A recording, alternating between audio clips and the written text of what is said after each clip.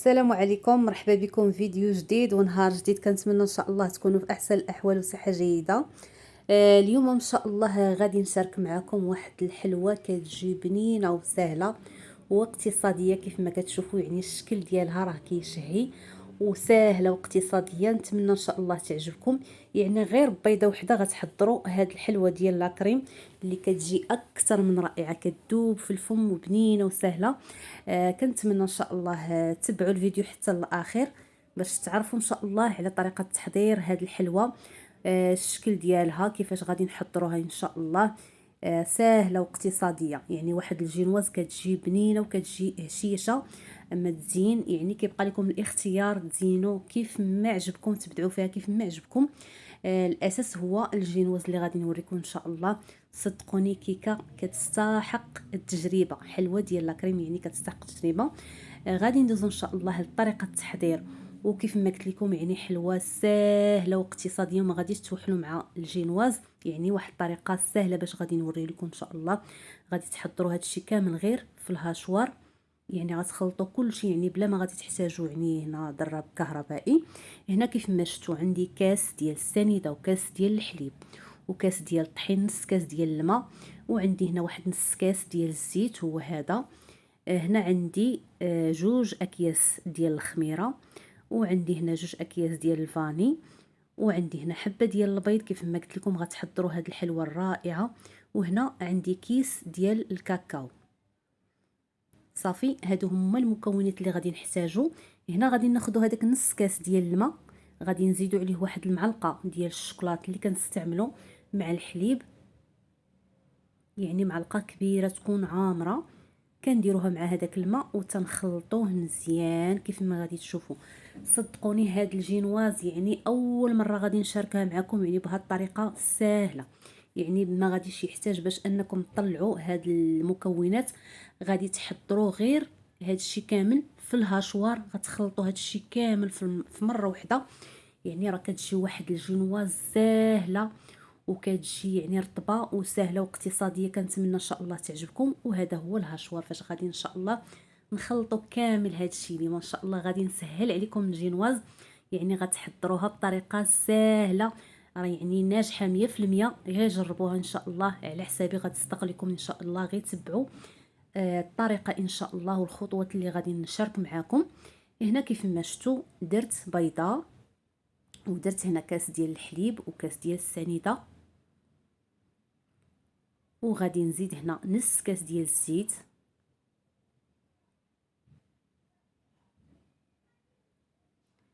وغادي نزيد هنا كيس ديال جوج اكياس ديال الفاني. يعني هاد الجينواز بالنسبه للمبتدئات اللي باغيين يحضروا حلوه ديال لاكريم ويفرحوا بها وليداتهم، اليوم ان شاء الله شاركتها معكم بطريقه سهله واقتصاديه بدون تعقيدات ان شاء الله. نتمنى تجربوها وتعجبكم. هنا درت جوج اكياس ديال الفاني، وغادي نزيد كيس ديال الكاكاو كيف ما غادي تشوفوه ان شاء الله. هنا غادي ناخذ المقص باش غادي نحلو، وغادي نزيدوه على هذا الخليط اللي درنا هنا في الخلاط او الهاشوار. وغادي نزيد هنا نص كاس ديال الماء اللي زدنا عليه معلقه ديال الشوكولاط اللي كنستعملوه مع الحليب، يعني كولاكا.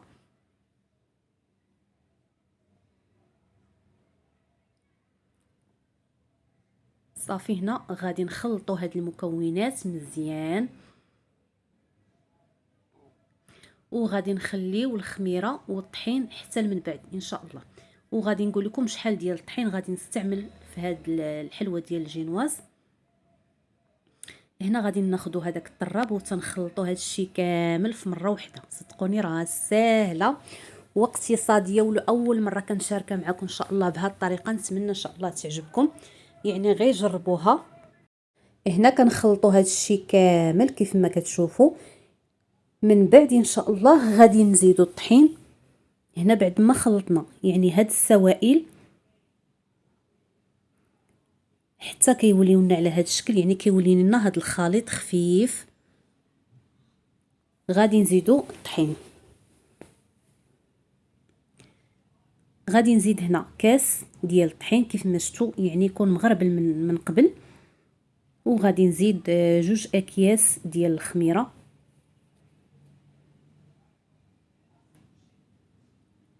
يعني راه اسهل جينواز هي هذه اللي شاركتها معكم، ان شاء الله غير جربوها، راه ناجحه 100%.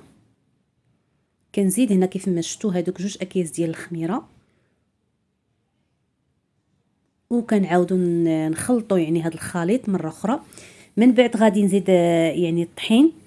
هنا على حسب، يعني درت هنا غير حبه ديال البيض صغيره، غادي نزيد نص كاس ديال الطحين. الا كنتو درتو حبه ديال البيض كبيره غادي ديروا 2 كيسان ديال الطحين. هنا غادي ندير غير كاس ونص ديال الطحين.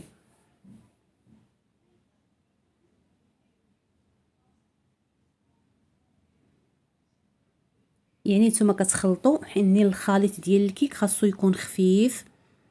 ها نتوما غادي نزيد هنا تيبان ليا يعني الخليط ديال الكيك باقي خفيف، غادي نزيد واحد نص كاس ديال الطحين. هو هذا كيف ما شفتوا. كيف ما قلت لكم، يعني الا كانت الحبه ديال البيض كبيره غادي ديروا 2 ديال الكيسان، ما غاديش تفوتوا عليهم حتى شي حاجه. صافي كنعاودوا نخلطوا هذا الخليط مره اخرى.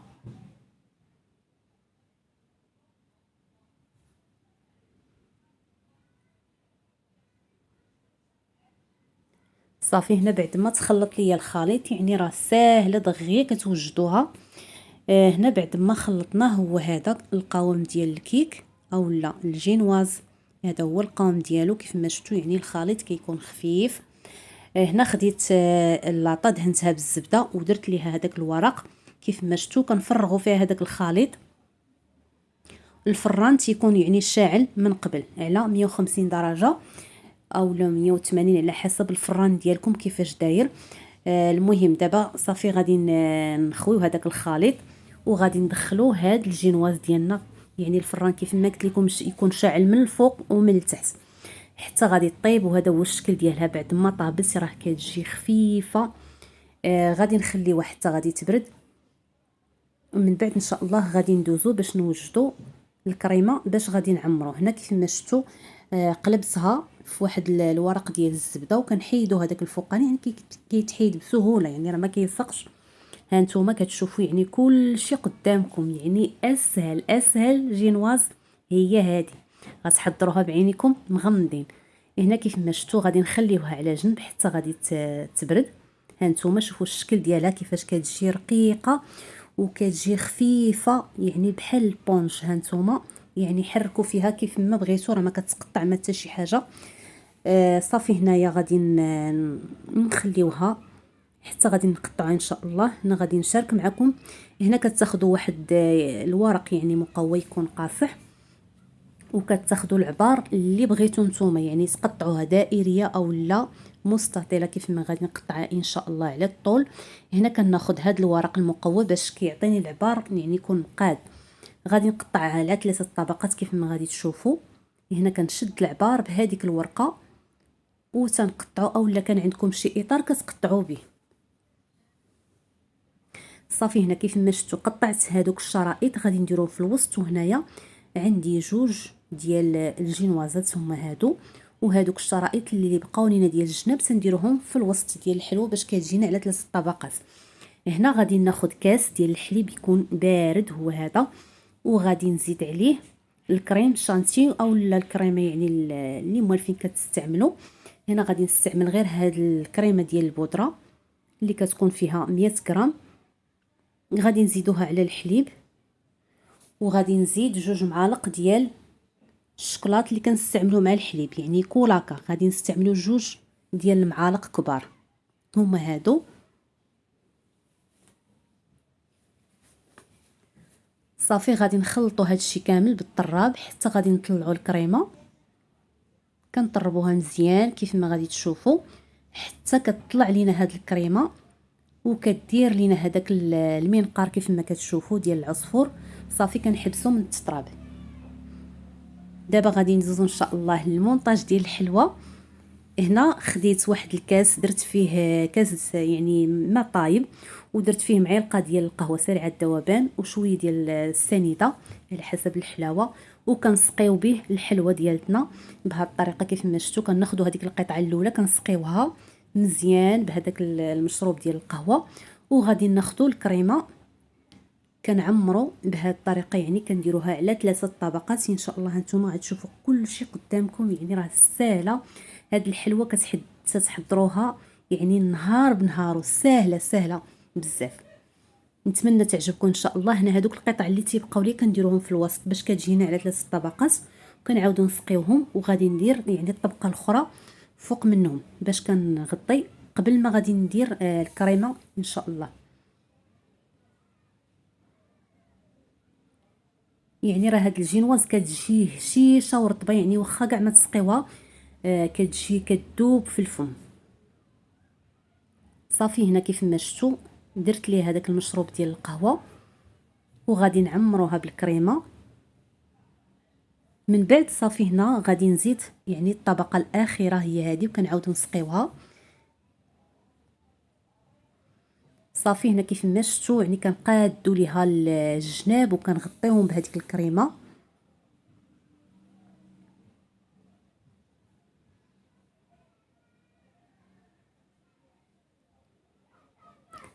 صافي هنا كيف ما شفتوا الكريمه اللي بقات ليا كنديرها في واحد لابوش وكنشكلوا منها يعني وريضات على هذا الشكل. كيف ما قلت لكم يعني تقدروا تبدعوا فيها كيف ما عجبكم. كل واحد وكيفاش الشكل يعني كيفاش تيبغي يحضرها، كيفاش كيبغي يزينها. المهم انا درت هذا الزين ساهل وخفيف. كنتمنى ان شاء الله يعجبكم. هنا غادي ندوز عليها هذيك الكريمه في الجناب، وهنا صافي كنديروا واحد شويه ديال الكريمه. من بعد هنا واحد كلاصاج كناخذوا 100 غرام ديال الشكلاط كندوبوه وكنزيدوا عليه 2 معالق ديال الحليب وكندوبوه وكنخليوه حتى كيبرد باش ما يسيحش لنا من يعني من الجناب. كنقيسوه حتى كيبرد لينا، عاد كنديروه في الوسط ديال الحلوه بهذه الطريقه كنخويوه. صافي كنغطيو هذاك الوجه ديال الحلوه كامل.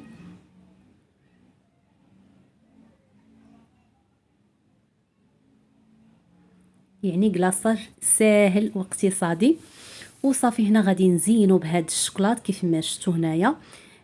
ذوبت الشوكولات ودرتو في هذا المول ديال السيليكون. هو هذا اللي غادي نوريه لكم باش كيعطينا هذاك الشكل ديال هذوك الوريدات، وكنزينو به يعني الحلوه ديالتنا. كنتمنى ان شاء الله تعجبكم. هنا كيف ما شفتوا زينتها ب يعني البودره ديال الفريز راه كتباع عند لوازم الحلويات، وكنزينوها بهذوك الوريدات. وهذا هو الشكل ديالها. كنتمنى ان شاء الله تعجبكم. شكرا لكم بزاف على المشاهده. نتلاقاو في